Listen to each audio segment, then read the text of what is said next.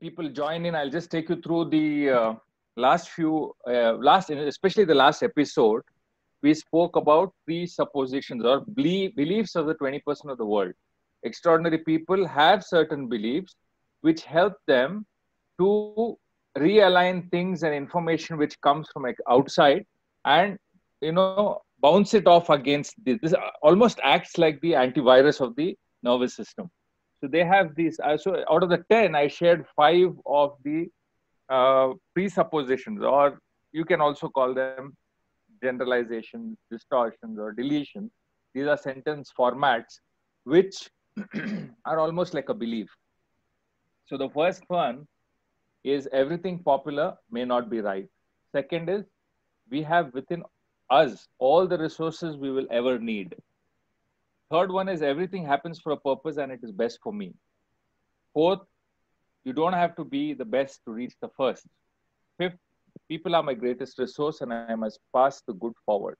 So these are 5 of them. We will discuss the next 5. But meanwhile, I had requested all of you to, contemplate about these 5 and try to see if how you could, validate this through a particular incident or something which has happened or a story which you have. Quickly, I need somebody to share a couple of these at least. If you can open the, if you can unmute people who raise their hands, Neha, let them just discuss about these 5, because we have totally 10. Usme 5, we are going to just have a quick discussion. I need to validate them, right?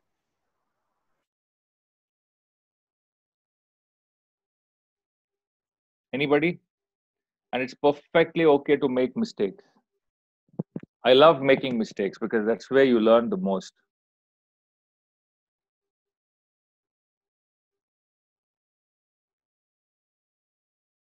Look at the sentence are very simple. Everything popular may not be right. Just take that. Try to think about it. If you have this belief that everything popular may not be right, how would that help you? If you have this belief already with you, how will this help you?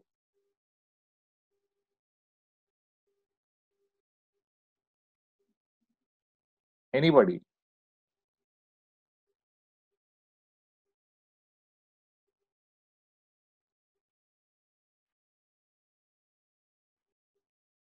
We have within us all the resources we will ever need. Imagine you have this belief. What will happen to you? How will it help you?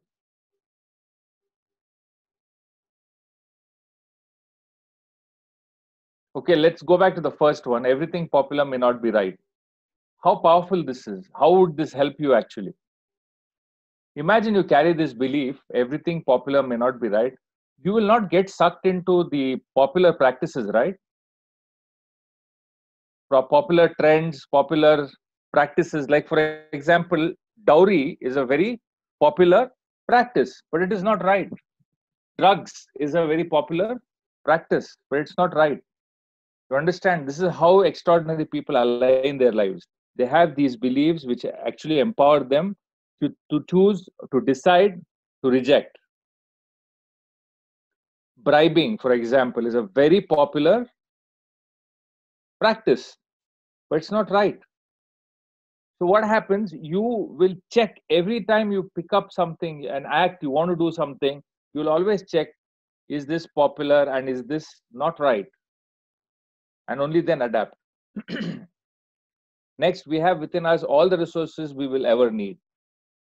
So imagine you carry this belief, you will stop complaining about the circumstances and what you don't have, right? Everything happens for a purpose and it is best for me. You will never regret. If you have this belief, you will always, whatever happens in your life, you will go forward saying something, there's some hidden goodness which is coming up.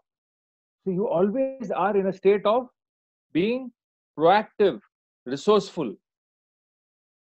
You don't have to be the best to reach the first. A lot of people have a misconception saying that I have to achieve something before I get somewhere else.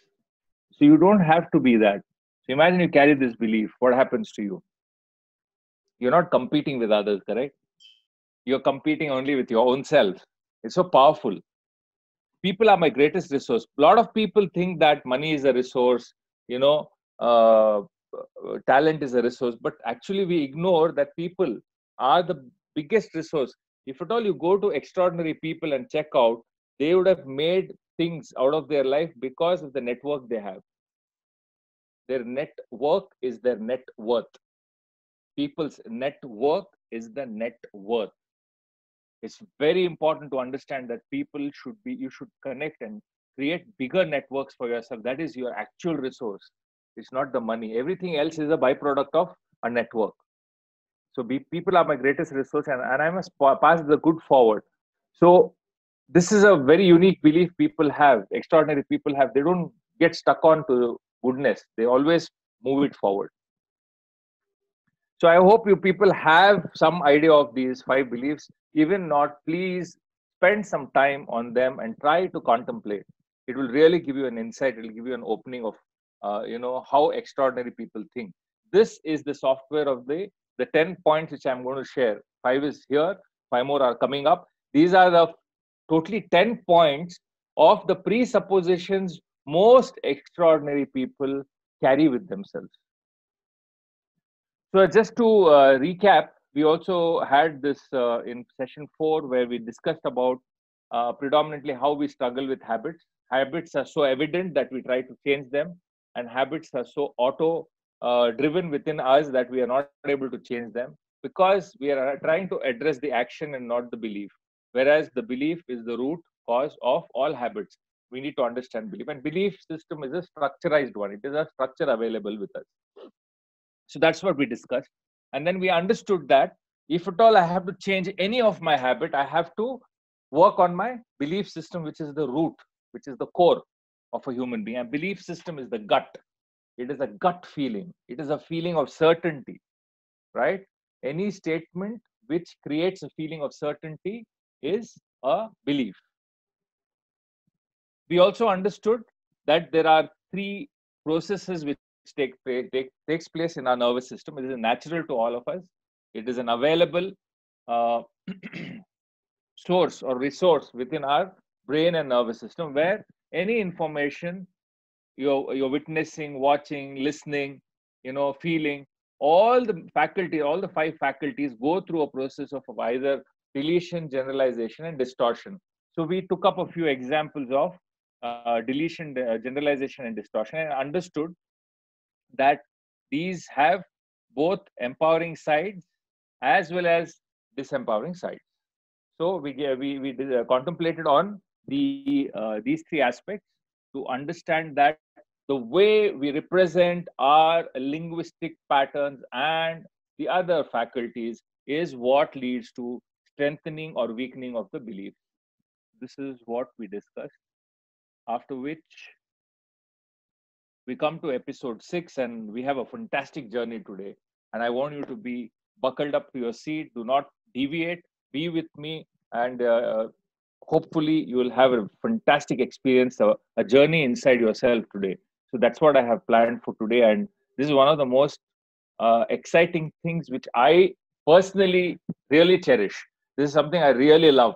I wish a lot of people who are missing out this session were there in this session, because this is a window inside you, a window inside who you are. Anyway, I'll take you forward. First, just to refresh, I call this as tools of the extraordinary, or if you are not in control, if you are not consciously in control of yourself, or the way you're constructing your beliefs and the linguistic patterns, then these same things become the tools of the devil. Either they are tools of being an extraordinary human being, or if you don't take control, you lose these tools and they become the tools of the devil. So in which I told that, so contextually you can reframe things. So God has given us an amazing capability of reframing stuff. So I told you about representing, right? You don't present information, you represent it. So that's a power. So under that, you can also reframe certain things which you already have to make it more suitable for you. In which the first thing I told you was about incantation. How incantating a particular sentence creates a belief. Incantation is like saying something repeatedly. I told you, I gave you the example of the salt bottle, right? So while I was going towards the kitchen, I was incantating, I don't know where the salt bottle is. I don't know where the salt bottle. What happened? A particular part of my brain, which has blind spots, was triggered, and I sort of didn't see the bottle, though it was right in front of my face. Right? My entire system deleted the picture of the bottle itself, which was right in front of my face. Why? Because I repeated something again and again and again. Somebody needs to ask a question. Somebody's raised the hand. Ubashira.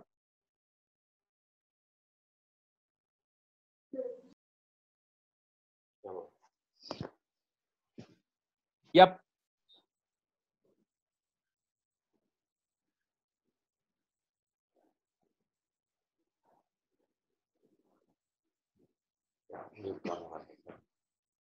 All right, you can mute. No problem. You can mute. I think it was by mistake. So incantations is something you repeatedly say, and this can be one of the cause of creating a belief. So if unconsciously you're incantating, you're putting your entire being into danger, right? So what did we say? How do we turn it? How do we reframe it? You reframe by using positive incantations. You flip it around. For example, if you have an incantation which says, I cannot do this, you flip it around and said, I can do this. So this is a simple incantation, right? For example, you have an incantation of, I always go late. Going late is a habit, right? Arriving late or going late is a habit.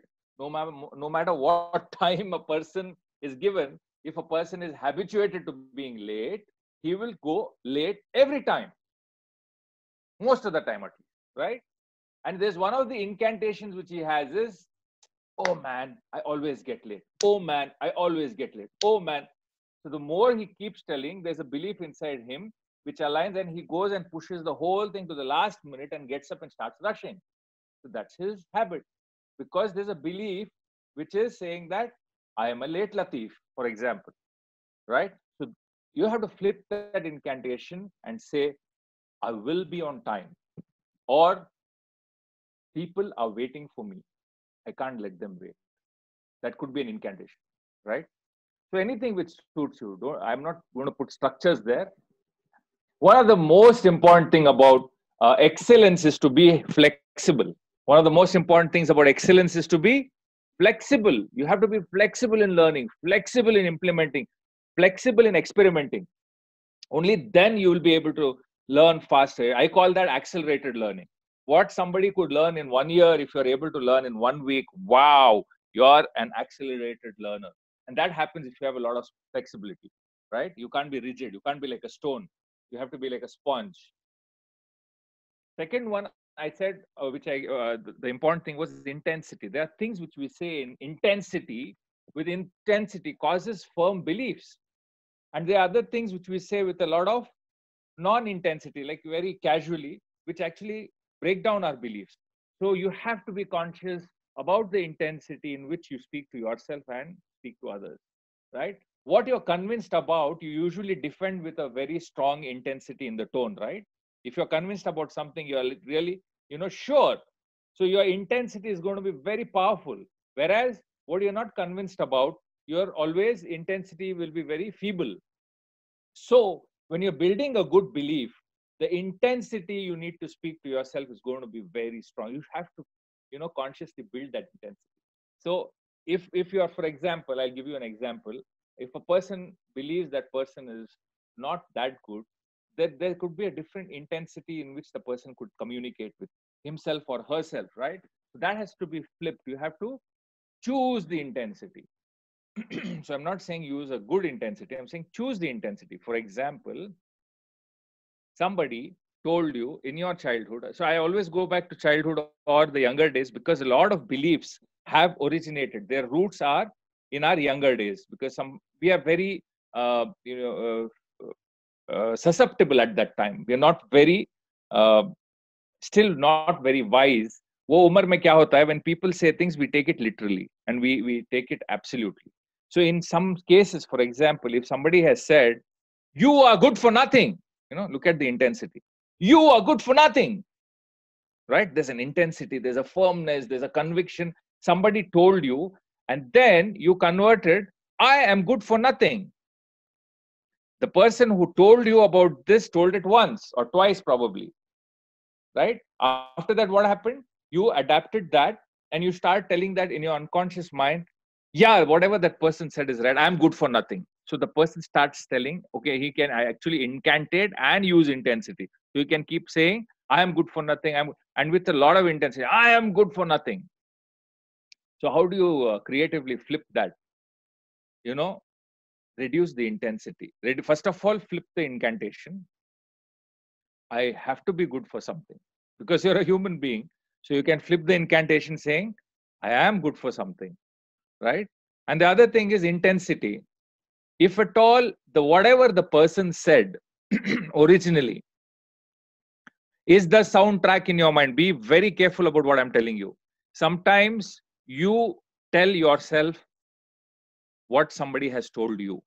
In some cases, whatever somebody has already told you is actually remaining in your mind, and that is the sound or the voice you're listening to. It will not be your voice, it will be that person's voice, in which case you can scramble it.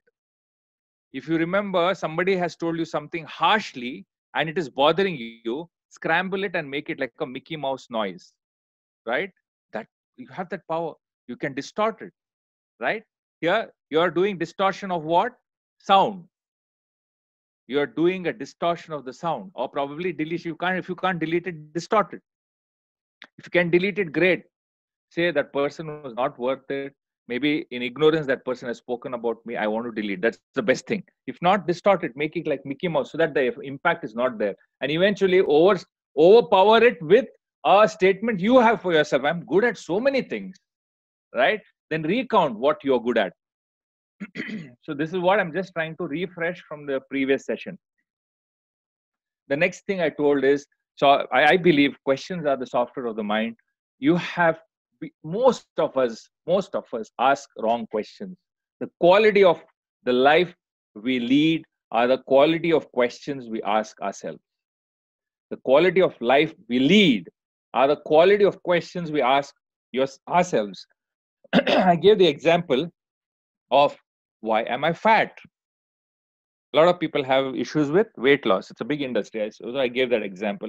If somebody is asking himself or herself, why am I fat? What are the answers your unconscious and conscious mind will shoot out? You are not responsible. You eat too much. You junk. You have no discipline. Blah, blah, blah, blah. You have so many answers which are firming up a belief. Can you understand that? So you'll have to ask powerful questions to get powerful beliefs. If you ask junk questions, you'll get junk beliefs. What would be a great question to ask? So instead of asking why am I fat, you have to convert that into how can I lose weight, or how can I build muscle, or how can I be fit, or how can I be fast, how can I be agile. There's so many things you can ask, right? And then I also told about leg breaking questions, because I told you a belief has a structure inside our conscious and unconscious. The structure is like a table, and it is supported by legs or by a concrete platform. So the only way you can break that is by asking leg breaking questions. So leg breaking questions, I'm just going to come up with another. I'm taking you through this because this is very crucial. I'm just doing like a refresher because this is a very crucial thing. Then also we spoke about assumptions. Assumptions I showed you a picture, and then I proved to you that we are always assumptive. That's a capability God has given us. The brain has this capability of collecting information through assumptions. One of the ways it distorts is by assuming, right? The moment I showed the picture, they said mother and daughter, or father and daughter, or a boy and a girl. That was a picture. But when we flipped it around, it was a man and a dog. So we saw that we're very assumptive in nature. So the only way you can do is you can utilize this capability of having assumptions by using pre-assumptions or presuppositions. You assume ahead itself so that you don't get into negative or wrong assumptions. So in that, Some of the assumptions we took up are the 5 assumptions I showed you, the 5 presuppositions. I'm going to give you the next 5. But before that, I'm just going to take you through one small live example of implementing all of this, what we learned together on one limiting belief called I can't speak in public. This is a very common limiting belief people have.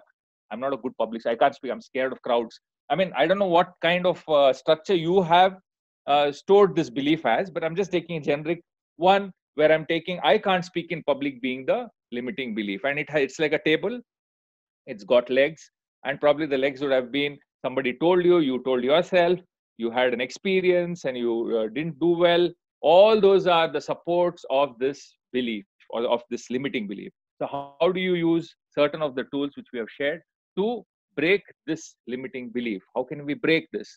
First thing, stop incantating, right? I'm just implementing the tools now. So first thing is, if you're keeping on telling yourself I can't speak in public, I can't speak in public, you definitely will never be able to speak in public. So you'll have to stop that sentence, right?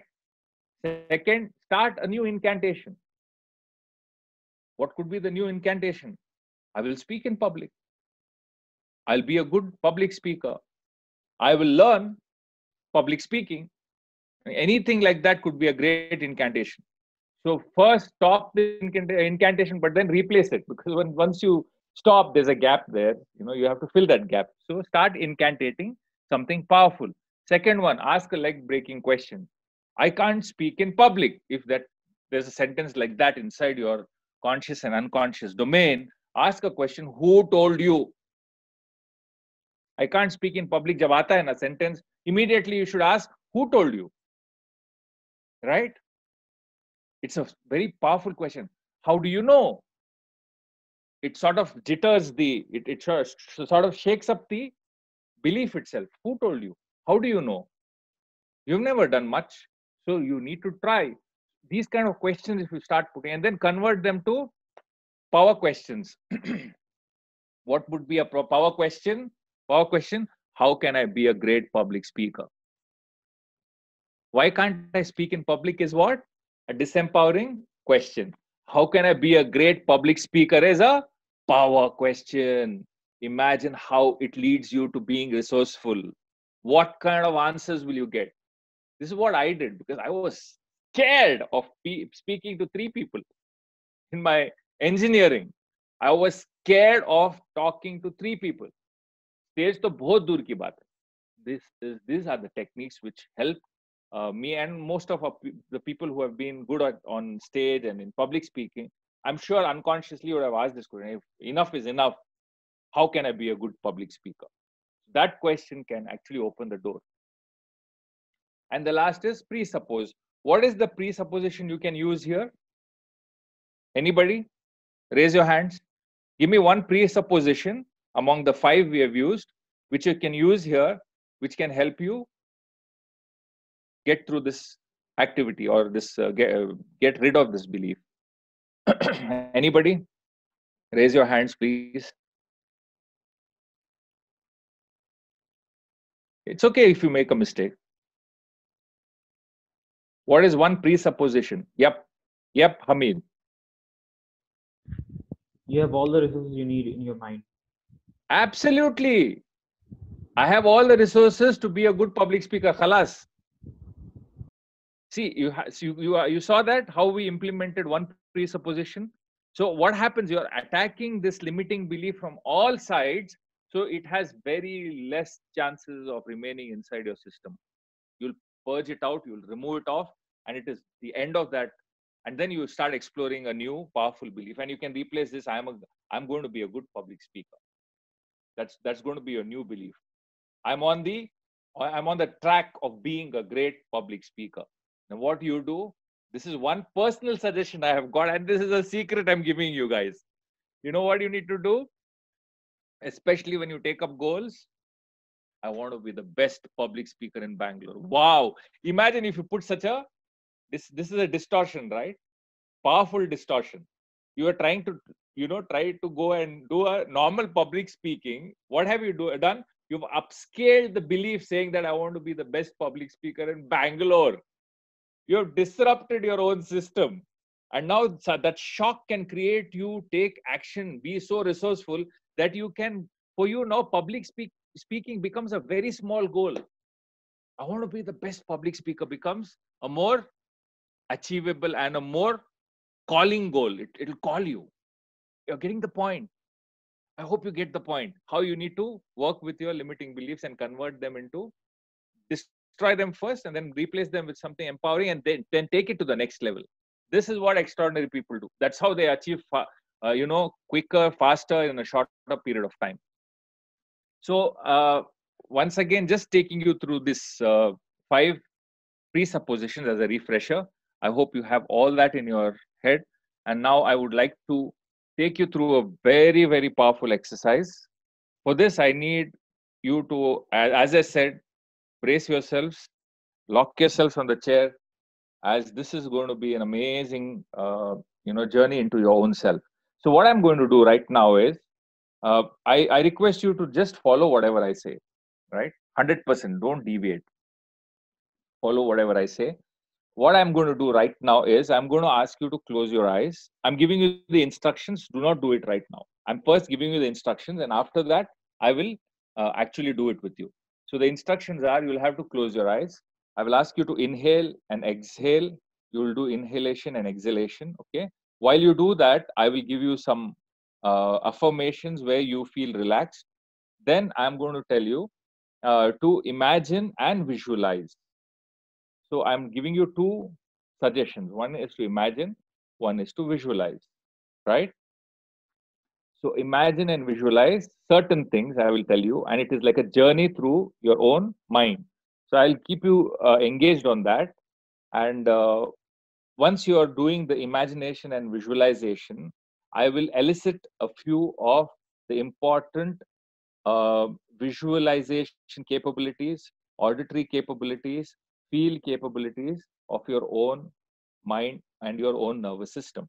So you will be able to experience beforehand, before I take you to the subject, you will be able to experience what I'm trying to take you through. So I request you to do this genuinely. I'm putting some efforts, request you to do this genuinely so that you get the best out of it, right? So from now till the time I tell you to come back out of this state, you will be in a particular state of mind, a very powerful state of mind, which is a connect to your own self. But this, let me give you a disclaimer.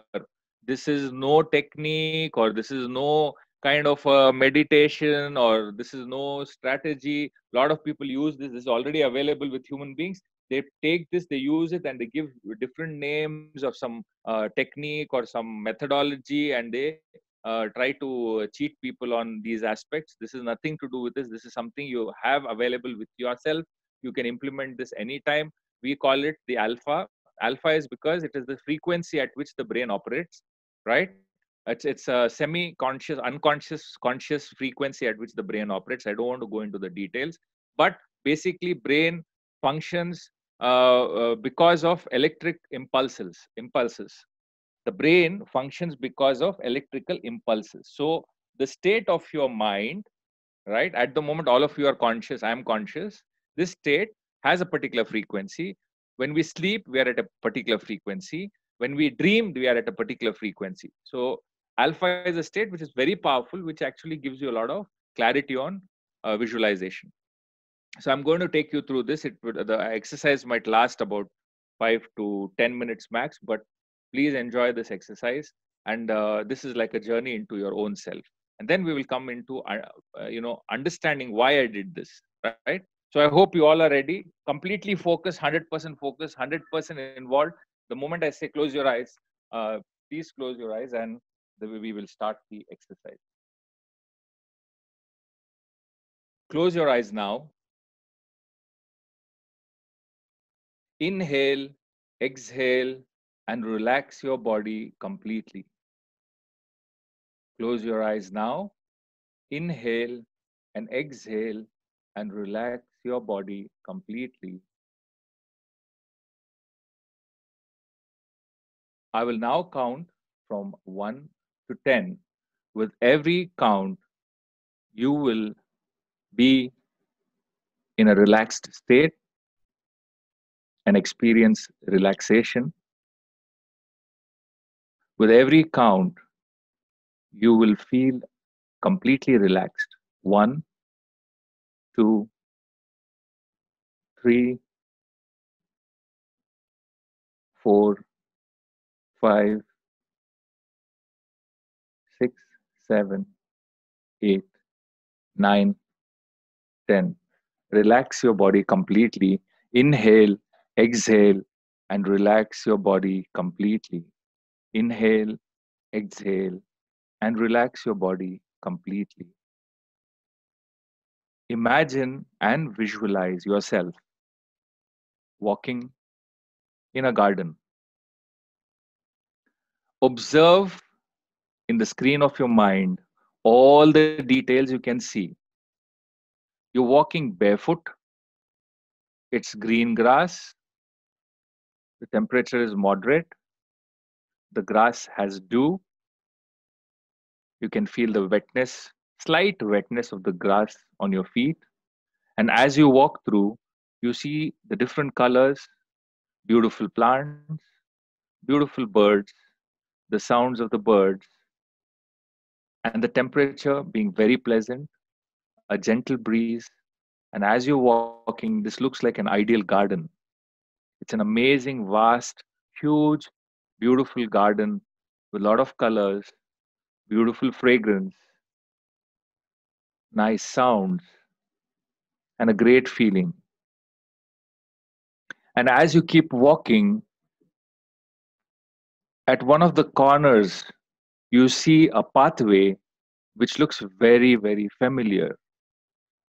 You start walking towards the pathway and you find it that it is leading towards your house, the house you live in right now.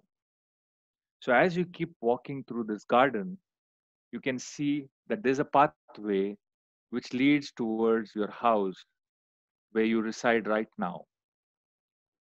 You keep walking.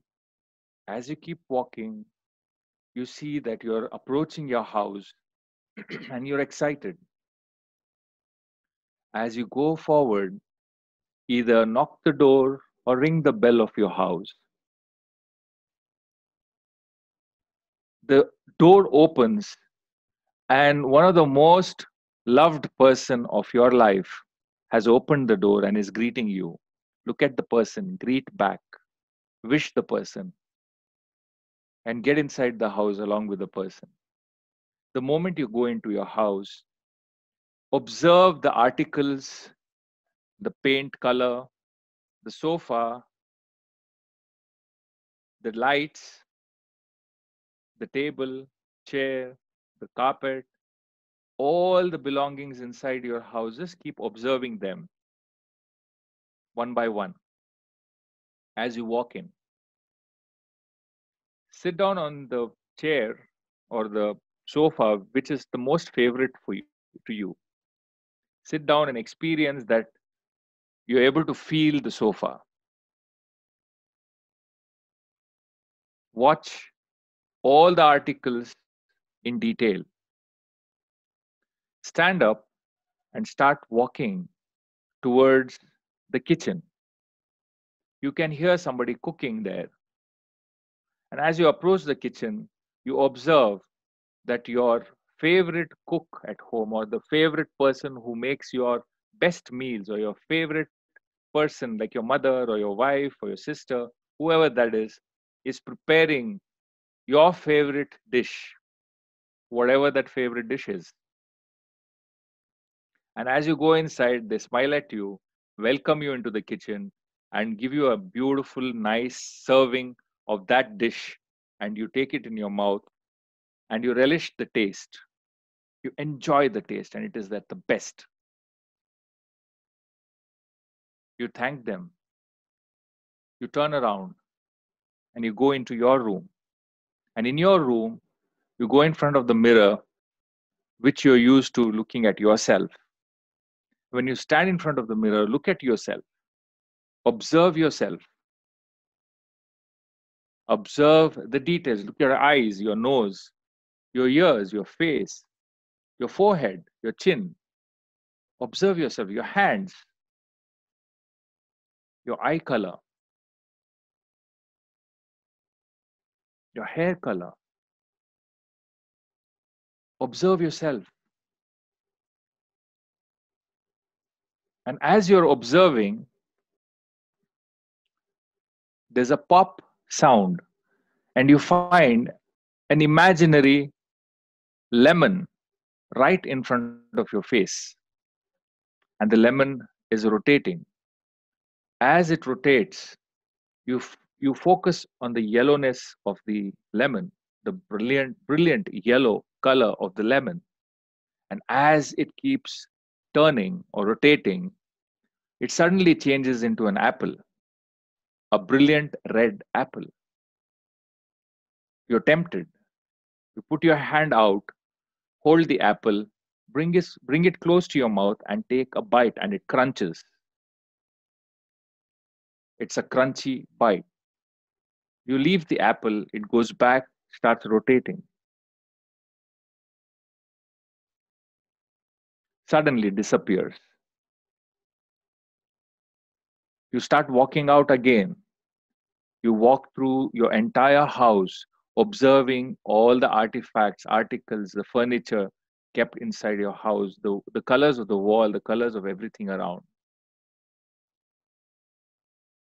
And as you do that, you meet all the people in your family. And you find that your extended family is also there, and you meet all of them. And they are very happy to see you. You meet all of them, and then you walk back towards the main door, wishing all of them goodbye. You walk out of the door, close the door behind you, step out, step back into the garden, and start walking into the garden and start experiencing the garden once again. And as you experience the garden, observe. When you keep your foot, you feel the coolness of the grass. You watch all the plants. You watch all the birds, the sounds of the birds, and the breeze. As you keep walking, you find a very beautiful and a huge tree. You're tempted to sit right below it because it's very beautiful, very shady, very serene. You sit down. You're tempted to lie down. So you lie down under the tree and you close your eyes. Feel the relaxation now. Inhale, exhale, and feel the relaxation right now. Inhale, exhale, and feel the relaxation.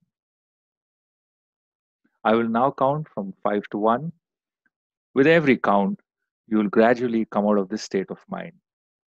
5, 4, 3, 2, gradually coming out of this state of mind. 1. You can open your eyes now. Good morning, everybody. The whole experience is very, very interesting. I mean, Yeah. I feel as if you feel as if you're in heaven or something. I don't know how to share that emotion of what went, but it was a great experience.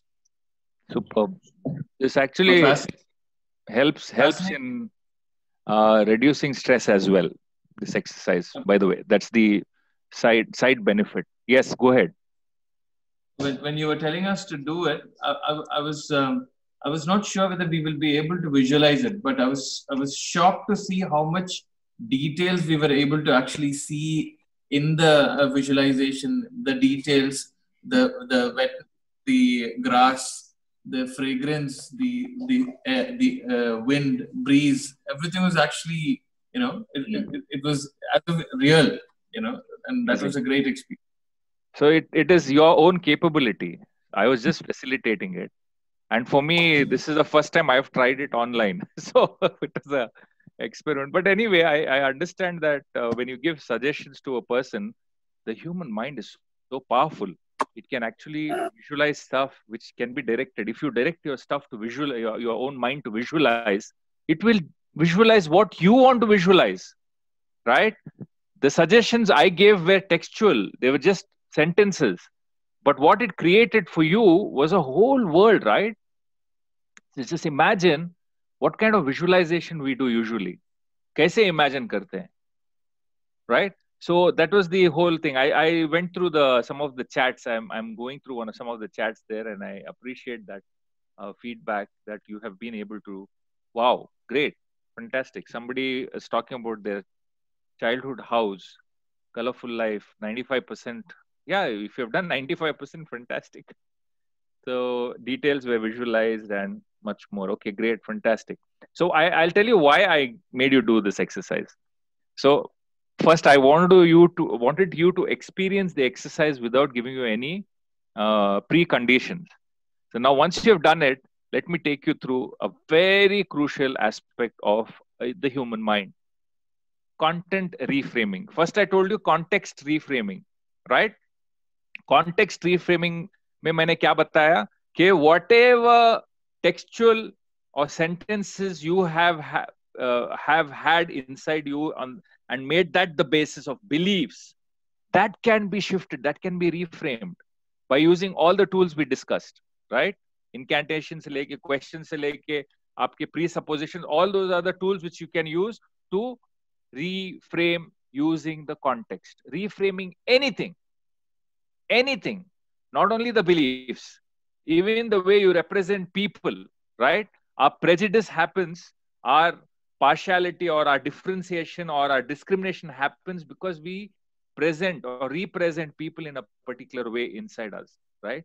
You can do changing of their context, the way you're dealing with them, and reframe it so that you're dealing with them, your interaction with them changes. The other side, you can also, this is a very quick way of reframing stuff. Content reframe.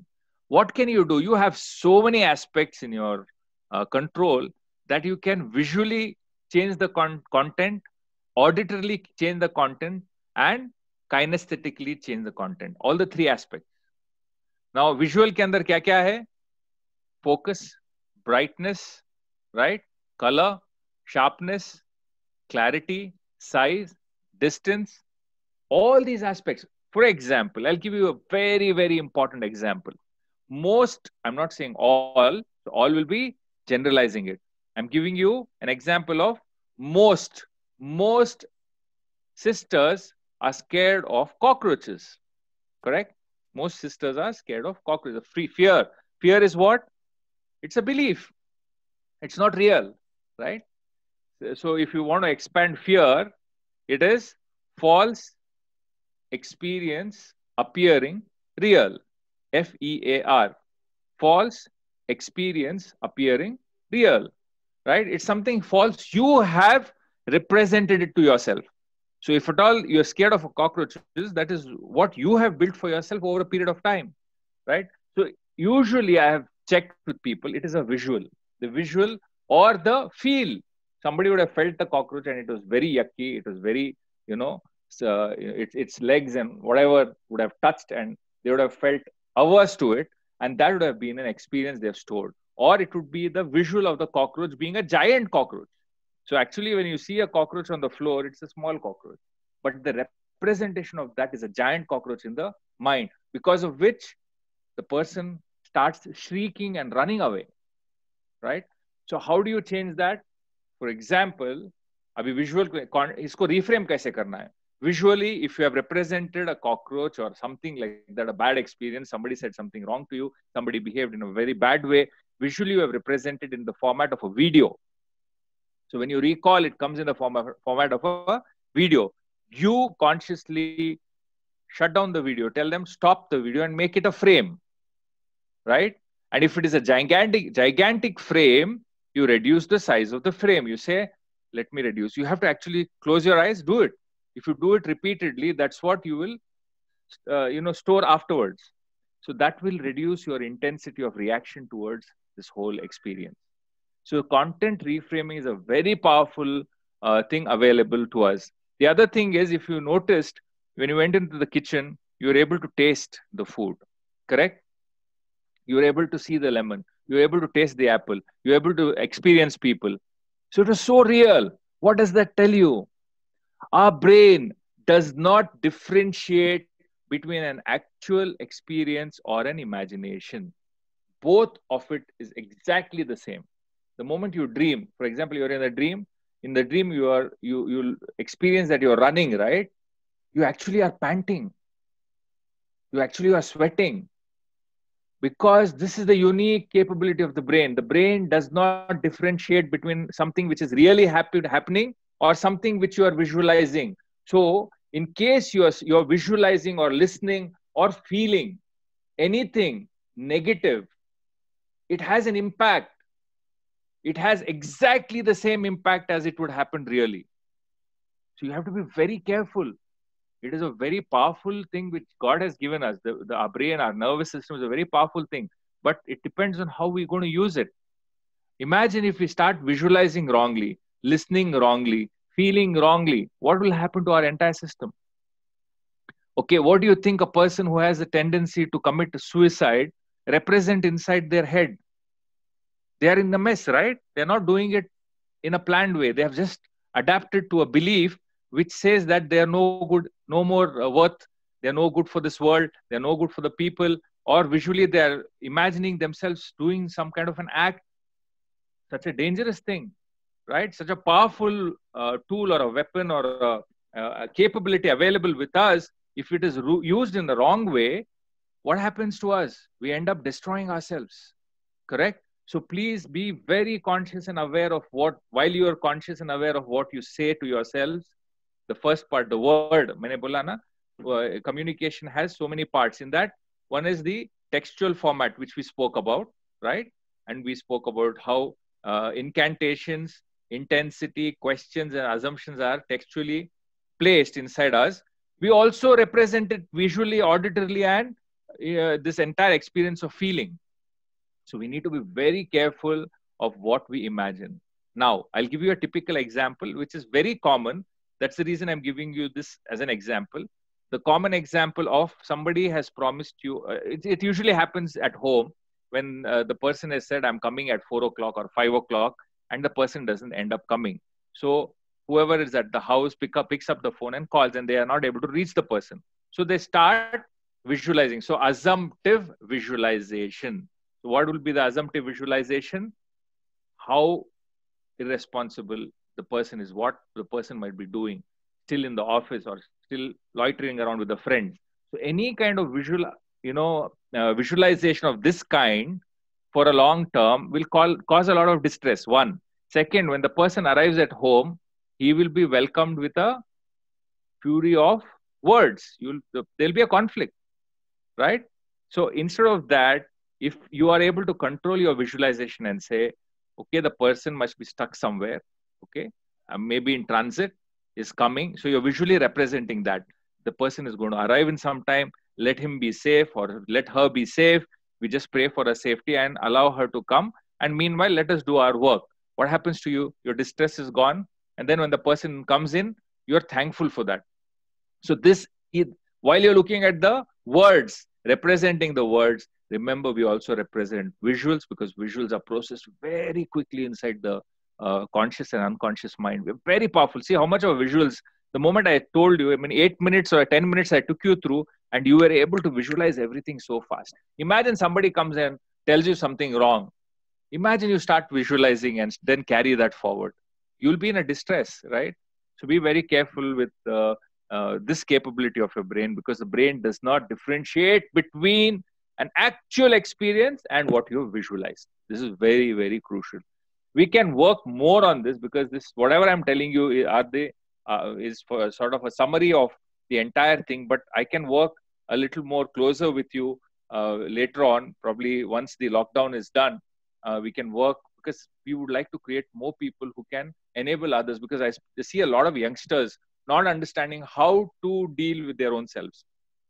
So we need a lot of people to be here around to empower others. So this is again a quick picture of how the entire experience happens. So an input with visual, auditory, kinesthetic, smell and taste, with the combination of deletion, distortion, and generalization is what we absorb. We take it in. We also have our own, because when I was telling each of you about the visualization, right? The apple you visualize versus the apple somebody else's visualized was different. The garden you visualize, somebody else's visualized was very different, right? So we have our own representational system, which is very unique to us. So we imagine, we hear, we feel very differently. So after all, see, two levels of filterization happen. After all that, it creates that map inside us, right, which is aligned to our beliefs and values and our attitudes, and that in turn creates an output, which are our habits. So this is again to sum up, to sort of revise the entire mechanism of how an experience is taken, how it is dealt with, how we make sense out of it or make nonsense out of it, and then how we lead our lives.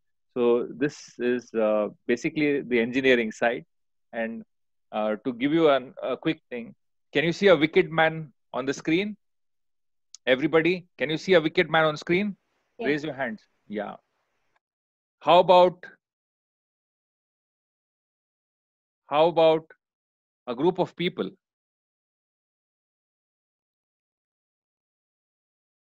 When I said, can you see a wicked man? Everybody saw the wicked man, right? But now I'm saying it's actually a group of people. There is no wicked man there. It's a group of people standing in an alley. Yeah. That is called representation. Your brain, the brain is so powerful. It represents stuff like, however you wish to represent it. And this is so immense, so profound, that hamare paas we have such a big asset in between our ears that we do not know how to use it, right? And we end up blaming the entire world that we are not sufficient enough. So as I said, one of the presupposition was we have all the resources we need to be extraordinary. We already have it. We just don't use it. Next 5 presuppositions, good work for you for home. The 6th one is the meaning of my communication lies in the response. This is one of the presuppositions which the extraordinary people have. People respond to the representation of reality, not reality itself. People always make the best choice available to them. Please study them, think about it. If there are conflicts, contradictions, you can please come forward. Then we will make it relevant to what it means. Disempowering assumptions can make a perfect fool out of me. It is not necessary to understand everything about something to be able to use it. What am I telling you again? These are the remaining 5 presuppositions which the extraordinary people carry. These are copied from extraordinary people. Okay? The meaning of my communication lies in the response. Imagine how responsible you will become about your own communication. People respond to the representation of reality, not reality itself. People always make the best choice available to them. Disempowering assumptions can make a perfect fool out of me. It's not necessary to understand everything about something to be able to use it. And if you look at this, a lot of them are generalizations, distortions, and deletions, but they are used in a very empowering way. So that's about it for the content. Again, giving you a quick message about the United Foundation.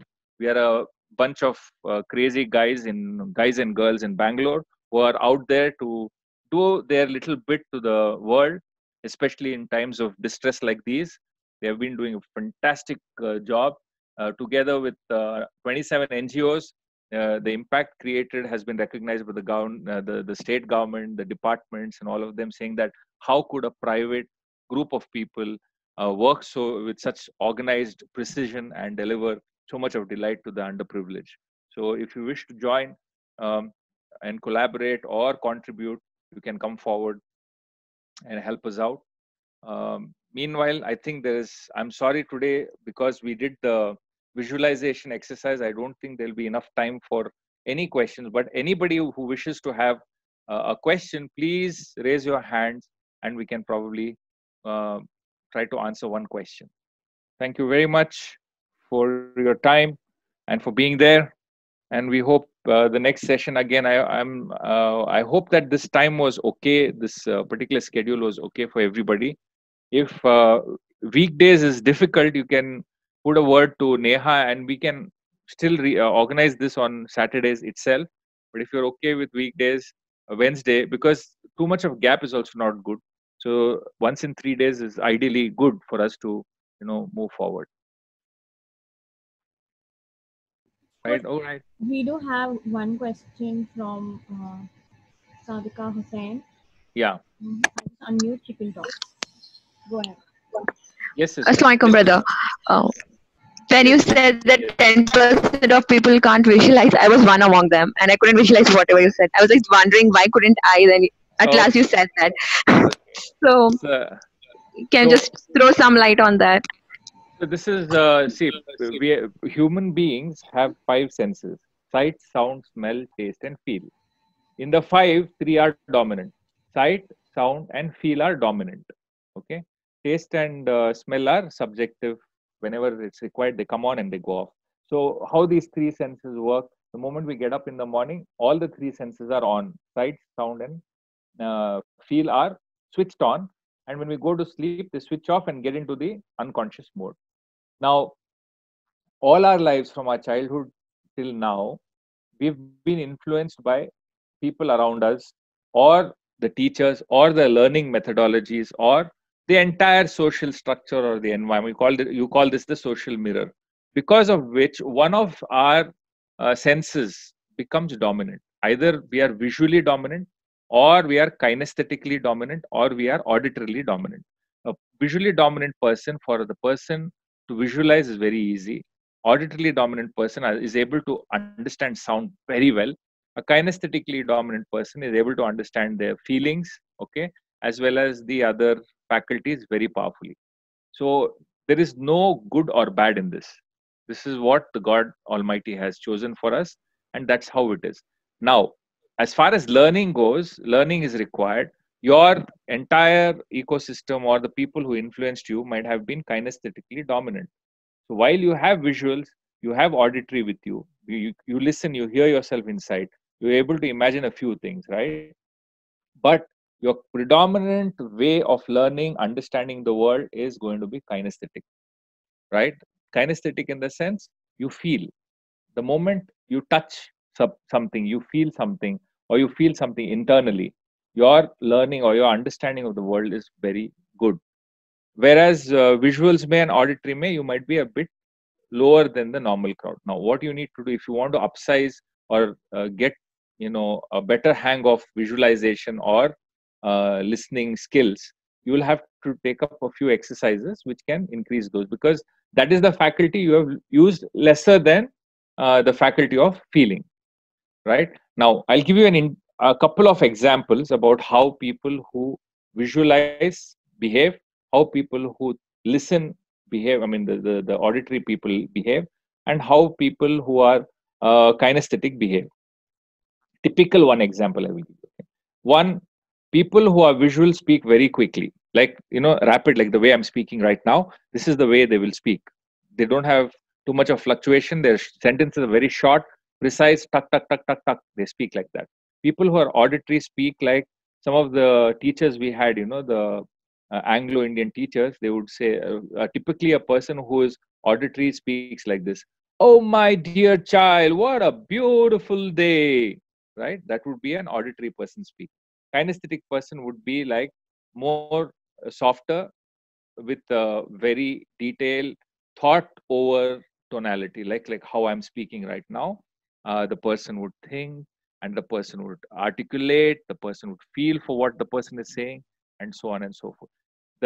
Every single part of that person's behavior, choices, decision will be influenced by these aspects. So this is how it is. So it's not a crime to be auditory. It's not a crime to be visual. It's not a crime to be kinesthetic. This is what God has chosen, and that's the way we are going to interact with the world. Unless you want to improve something, there are exercises and there are tasks which you can do, which can upsize your visualization capability and auditory capability. But right now, being kinesthetic is a fantastic place to be in. You experience the world through feeling. All right, then we'll call it a day. Thank you so much. Have a great weekend and great week ahead. Thank you, Coach. Bye-bye. Thank you all. Thank you.